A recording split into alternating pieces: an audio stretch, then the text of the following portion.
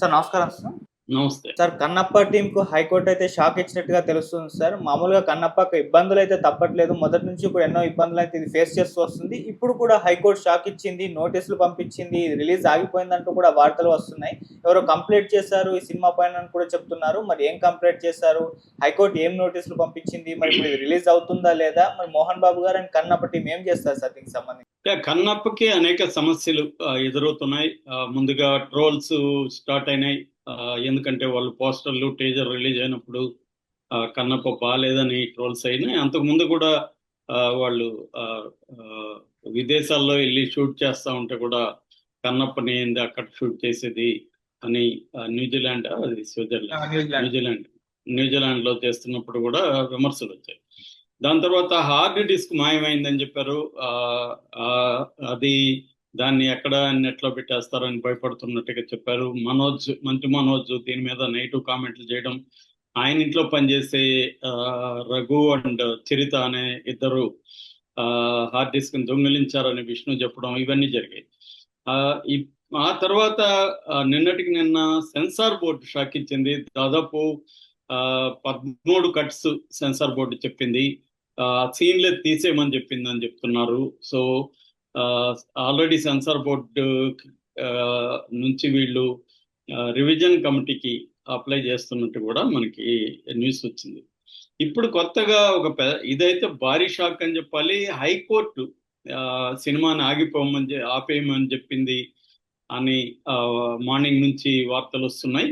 అసలు హైకోర్టు ఏం చెప్పింది, అసలు ఈ కేసు ఏంటి, దీనికి మోహన్ బాబు టీం ఎలాంటి రిప్లై ఇవ్వబోతుంది, దీన్ని ఎలా డీల్ చేయబోతున్నారు, ఓవరాల్ గా అసలు ఈ బ్రాహ్మణ సంఘాలు మోహన్ బాబు మీద ఎందుకు కక్ష కట్టాయి, దీని నేపథ్యం ఏంటి, ఈ విషయాలు మనం మాట్లాడుకుందాం.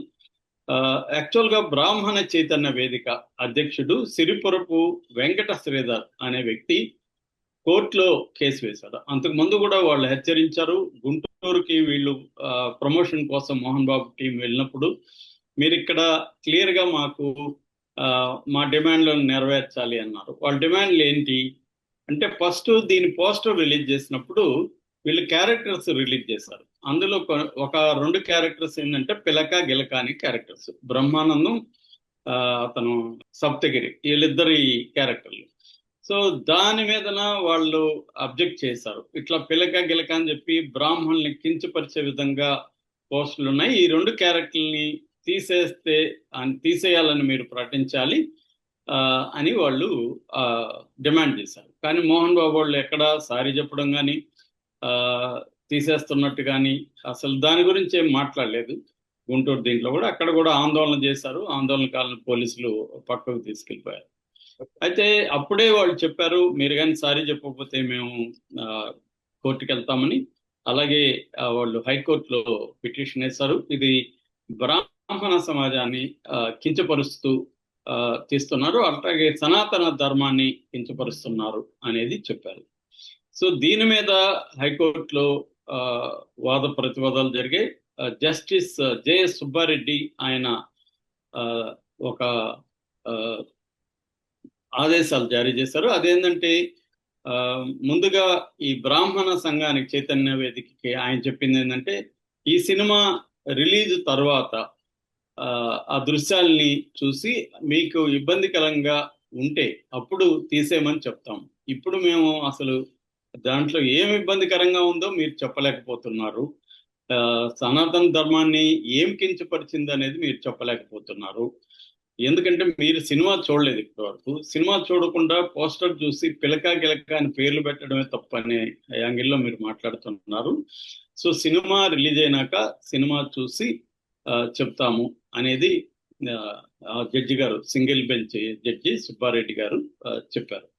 అయితే దాంతోపాటు కేంద్ర సమాచార ప్రసార శాఖ, ఇన్ఫర్మేషన్ బ్రాడ్కాస్టింగ్ మినిస్టర్కి సంబంధించిన కార్యదర్శికి నోటీసులు ఇచ్చారు. అట్లాగే CBFC, central board of film certification CEO, అంటే సెంట్రల్ బోర్డు సిఇఓకి, అట్లాగే రీజనల్ బోర్డుకి రీజనల్ సిఇఓ ఉంటారు, డైరెక్టర్ చైర్మన్ ఉంటారు. సెంట్రల్ సిబిఎఫ్సికి సెన్సార్ బోర్డు చైర్మన్ వాళ్ళకి ఇచ్చారు. అట్లాగే ఈ డైరెక్టర్ ముఖేష్ కుమార్ సింగ్కి, మోహన్ బాబుకి, ఈ క్యారెక్టర్లు చేసిన బ్రహ్మానందం సప్తగిరికి, దీని ప్రొడ్యూసర్ ఉంటున్న విష్ణుకి, వీళ్ళకందరికి కూడా నోటీసులు జారీ చేశారు. సో ఇది ఆగస్టుకి మళ్ళీ పోస్ట్పోన్ చేశారు. అంటే సినిమాని అయితే ఆపమన్నట్టుగా ఎక్కడా కూడా ఆదేశాల్లో లేదు. ఎందుకంటే జనరల్ గా సినిమాని ఆపమని అడగరు హైకోర్టులు.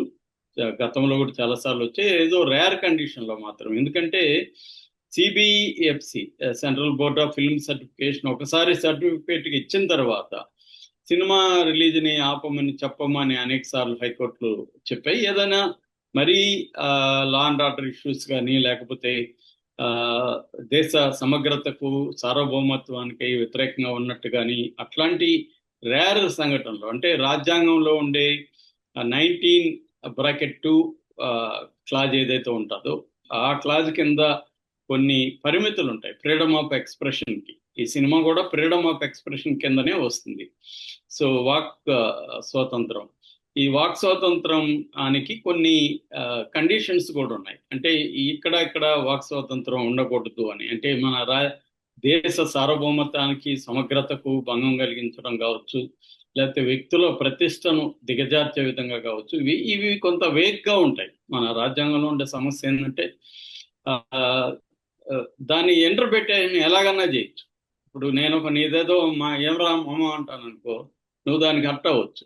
నేనేమో అది నా ఫ్రీ, నేను ఇంకొకటి హర్ట్ కాకపోవచ్చు. నన్ను అంటే ఎవరు, నేను కొత్త వ్యక్తిని అంటే హర్ట్ అవ్వచ్చు. అలాగా దాన్ని ఎట్లా డిఫైన్ చేయడం అనేది వేగ్గా ఉంటుంది. అందుకనే ఇవన్నీ జరుగుతుంటాయి. సో అయితే ఇక్కడ బ్రాహ్మణ సంఘాలకు ఎందుకు మోహన్ బాబు ఫ్యామిలీ మీద ఇంత కక్ష? నిజంగానే బ్రాహ్మణ సంఘాలను కించపరిచినట్టుగా ఉందా? పిలక గిలక అనేవి కొత్తగా ఇప్పుడు పెట్టారా? పిలక శాస్త్రులు ఇవన్నీ ఎన్ని బ్లాక్ అండ్ వైట్ సినిమాల్లో నుంచి మనం బ్రాహ్మణుల క్యారెక్టర్ని కమెడియన్లుగా, తర్వాత విలన్లకి దగ్గరగా ఉండే విలన్ పులో సింహం అనుకుంటే పక్కనుండే గుంటనక్కల్లాగా వాళ్ళని చూపించిన సినిమాలు కొన్ని వందలు సినిమాలు ఉన్నాయి. ఒకప్పుడైతే కర్ణాల్ని, మునసబుల్ని, ఈ బ్రాహ్మణ పూజారుల్ని విలన్స్ గా చూపించిన రామారావు సినిమాల్లో బోల్డ్ ఉన్నాయి, చిరంజీవి సినిమాల్లో ఉన్నాయి. మన అల్లు అరవింద్ వాళ్ళ నాన్న అల్లు రామలింగయ్య చాలా క్యారెక్టర్లు అలాంటివి వేసేవాడు. సో అంటే వీళ్ళు జిత్తులు మారని, ఎందుకంటే సమాజంలో కూడా బ్రాహ్మణుల, ముఖ్యంగా పూజారి వర్గం మీద, అంటే మనకి బ్రాహ్మణులు ప్రధానంగా వైదికులు, నియోగులని బ్రాడ్గా 2 రకాలుగా విభజిస్తే, వైదికులు ఎక్కువగా పూజారి వర్గంలో ఉంటారు. నియోగులు ఏమో చదువుకొని ప్రభుత్వాల దగ్గర లెక్కలు రాసేవాళ్ళు, కర్ణాలు, ఇలాంటి పనులు నియోగులు జనరల్గా మన హిస్టరీలో చూస్తే చేస్తుంటారు. ఎక్కువగా ఈ 2 వర్గాల మీద కూడా సామాన్య ప్రజల్లో వీళ్ళు అధికారులతో కొమ్మక్కయి ప్రజల్ని ఏమారుస్తుంటారు. ఎందుకంటే జ్ఞానము, అధికారము, సంపద, ఈ 3 కూడా మన ఇండియాలో కులం ఆధారితంగానే ఉండేవి. అగ్ర కులాల చేతుల్లోనే ఈ ప్రధానంగా ఈ 3 రకాలు సంపద, జ్ఞానము, అధికారం అనేవి కేంద్రీకృతం అయిండేది. ఒకప్పుడు శూద్రుల్లో కూడా ఇవి తక్కువ ఉండేది. ఆ తర్వాత శూద్రులు కూడా బ్రాహ్మణైజ్ అయ్యారు, వీళ్ళు కూడా అధికారంలోకి వెళ్ళారు. దాని తర్వాత ముఖ్యంగా దళితులు కావచ్చు, బీసీలు కావచ్చు, ఈ తరగతులకి ఈ 3 అనేవి లేవు. అది రాజ్యాంగం వచ్చిన తర్వాత, అంబేద్కర్ రిజర్వేషన్ల మీద పట్టుబడిన తర్వాతనే ఈ వర్గాలకి ఈ 3 కూడా అందుబాటులోకి వచ్చాయి, కింది వర్గాలకి. సో ఈ నేపథ్యంలో ఇప్పుడు కూడా దళితులు కావచ్చు, లేకపోతే బీసీలు కావచ్చు, చాలా మందికి కోపం ఎక్కడ ఉంటుందా, బట్ బ్రాహ్మణ వర్గాలు మనల్ని వేల ఏళ్లుగా చేశారని, అది ప్రత్యేకంగా బ్రాహ్మణులని కాదు, బ్రాహ్మణ భావజాలాన్ని ప్రధానంగా వాళ్ళు విమర్శిస్తూ ఉంటారు. అలాంటి క్లాషెస్ ఉన్నాయి జనరల్ గానే సమాజంలో. ఇది సినిమాలో కూడా రిఫ్లెక్ట్ అవుతుంది. ఎప్పుడైనా పాపులర్ సినిమా అంటే కమర్షియల్ సినిమాని గురించి మనం ప్రధానంగా మాట్లాడితే, సమాజాన్ని రిఫ్లెక్ట్ చేసే విధంగానే అవి సినిమాలు ఉంటాయి. ఆ సినిమాలు సమాజానికి దూరంగా ఉండవు. ఎందుకంటే దూరంగా ఉంటే సినిమాల్ని ఆదరించరు. జనం చూడాలంటే కనెక్ట్ అవ్వాలి. వాళ్ళకి కనెక్ట్ అవ్వాలంటే వాళ్ళ లైఫ్కి దగ్గర ఉన్న ఇవి ఉండాలి. దాంట్లో కొంత ఎస్కేపిజం, ఫాంటసీ ఎలిమెంట్స్ ఉన్నా కానీ ఎక్కడో కూడా ఎమోషనల్ కనెక్షన్ లేకపోతే సినిమా అనేది ఎప్పటికి కూడా హిట్ కాదు. సో మనం ఇది పాత పత్రికలు ఇందాక నేను ఒక రూపవాన్ అని ఒక పత్రిక చదువుతున్నాను. ఇది ఆగస్టు 1946 సంచిక. అందులో సీతారామయ్య అని ఆయన రాశాడు. అప్పుడు కూడా సెన్సార్ మీద ఆయన కోపంగా రాశాడు. అంటే అప్పుడున్న ఆ, మన censor board national secretary Madras వచ్చారు, సర్ క్లిఫోర్డ్ అగర్వాల్. మద్రాసు వస్తే ఆయన్ని చాలా మంది ప్రొడ్యూసర్లు వీళ్ళు కలిశారు. అప్పుడు ఛాంబర్ అధ్యక్షుడిగా ఉంటున్న శ్రీ రామయ్య అనే ఆయన ఒక అప్పీల్ చేశాడు ఆయనకి, అసలు సెన్సార్ బోర్డు తీసేయండి సార్, మేము మాకు స్వేచ్ఛగా సినిమాలు తీస్తాము, మాకు కూడా సామాజిక బాధ్యత ఉంటుంది అని అప్పీల్ చేశాడు. ఇప్పుడు 1946, ఇంకా స్వాతంత్రం రాకముందే. అంటే అప్పటి నుంచి కూడా సెన్సార్ బోర్డుకి ప్రొడ్యూసర్లకి మధ్య గొడవ అనేది ఎప్పటి నుంచో జరుగుతుంది. అట్లాగే సమాజంలో కూడా ఆ పాత పత్రికలు చూసినా కూడా వివిధ వర్గాల్ని ఈ ఈ సినిమాలు ఎలా కించపరుస్తున్నాయని చాలా ఆర్టికల్స్ మనకు కనబడతాయి. అదే నేపథ్యం ఇక్కడ కూడా మనకు ఉంది. అయితే మోహన్ బాబు మీద ప్రత్యేకంగా కక్ష కట్టడానికి గతంలో దేనికైనా రెడీ సినిమా 2012లో వచ్చినప్పుడు దాంట్లో కూడా మోహన్ బాబు, విష్ణు వీళ్ళు ఆ సినిమాలో బ్రాహ్మణులు కించపరిచారని చెప్పి ఫిల్మ్ నగర్లో వాళ్ళ ఇంటి ముందు బ్రాహ్మణులు ధర్నా చేస్తే మోహన్ బాబు ఫ్యామిలీ వాళ్ళని బౌన్సర్ల చేత కొట్టించింది. దాని తర్వాత మోహన్ బాబు వచ్చింది మంచి బ్రాహ్మణులు కాదు, వాళ్ళు బెగ్గర్స్ అన్నట్టుగా కామెంట్లు చేశాడు. దాంతో బ్రాహ్మణ సంఘాలు 3 సంఘాలు, బ్రాహ్మణ సమాఖ్య, వశిష్ఠ పురోహితుల అసోసియేషను, తెలంగాణ బ్రాహ్మణ అసోసియేషన్, వీళ్ళందరూ జేఏసీగా ఫామ్ అయ్యి అప్పుడు కూడా మోహన్ బాబుకి వ్యతిరేకంగా కొట్లాడారు, పిండాలు పెట్టారు, శాపనార్థాలు పెట్టారు, చందాలు వసూలు చేసి చెక్కులు పంపించారు మోహన్ బాబుకి. దానికి ప్రతీకారంగా మోహన్ బాబు చెన్నై నుంచి బ్రాహ్మణులను దింపి